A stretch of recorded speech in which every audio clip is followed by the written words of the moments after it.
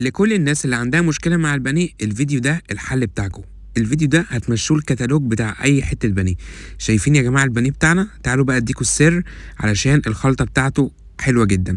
عندي كده كوباية من مية البصل، وعندي كمان كوباية من الزبادي، وانزل بقى ببضاية حلوة كده بس تكون كبيرة شوية، وانزل بقى بمعلقة من الخل، وكمان معلقتين من الدقيق، وعندي بقى ملح وكمان فلفل اسود، شويه من السبع بهارات، بصل بودر، وكمان توم بودر، والبابريكا المدخنه. بس كده؟ بس كده.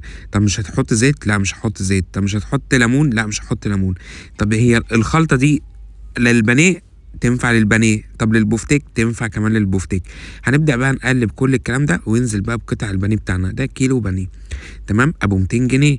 خلي بالكوا، هبدأ بقى اخد بقى كيلو البانيه ابو 200 جنيه ده واقلبه كويس جدا في الخلطة دي، ويا سلام لو بيت في الخلطة دي ليلة كاملة.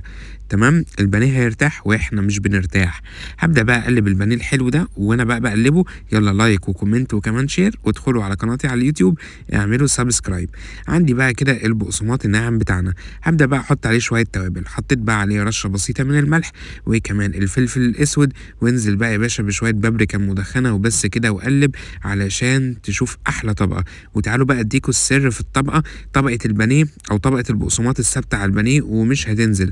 اول بقى ما البانيه بقى اتشرب من التتبيلة وقعد حوالي ساعتين، انا قعدته حوالي ساعتين علشان ما اطولش عليكم. هبدأ بقى اخد قطعة البانيه، شايفين حلوة وجميلة ازاي؟ اضرب بقى يا باشا بالبقسماط. بصوا يا جماعة، التكنيك بقى بتاع البقسماط على البانيه، بدوس يا جماعه، لازم تدوسوا عليه. تمام، في ناس تقول لي احنا بنعمل طبقه البقسماط وبتفك في الزيت، اصل احنا البانيه ما بيطلعش مستوي، اصل مش عارف ايه. لا، الفيديو ده بجد الكتالوج بتاعكم. هبدا بقى احط كده البقسماط وافضل دوس دوس دوس زي ما انتوا عاوزين. تمام، اول بقى ما تثبت كده عليه ابدا بقى انفضه من كل البقسماط اللي فيه واسيبه على جنب. وعلى فكره بقى ممكن بعد الخطوه دي اخد بقى كميه البانيه اللي فيها بقسماط وافضل بقى احطها كده في اطباق فويل مع اكياس ثلاجه، وكده خزنت البانيه. طبعا عارفين عشان شهر رمضان انتوا بتحبوا تخزنوا بانيه، فاحنا ممكن نخزن البانيه بالطريقه دي. تمام، عندي بقى طاسه كده سخنه فيها زيت غزير، هبدا انزل بقطعه البانيه. شايفين الزيت بتاعنا سخن بس مش بيقدح. والتاني حاجة الزيت بتاعنا غزير، يعني الزيت واخد من فوق ومن تحت.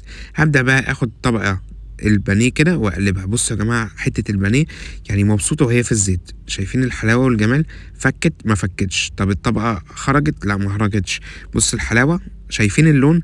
ما سيبوش بقى وهو ايه سخن قوي بقى او الزيت يكون بيغلي ينزل البقسماط. لا احنا بس ايه زي ما انا قلت لكم امشوا بالظبط. حته البانيه حلوه وجميله وبجد هتعجبكم.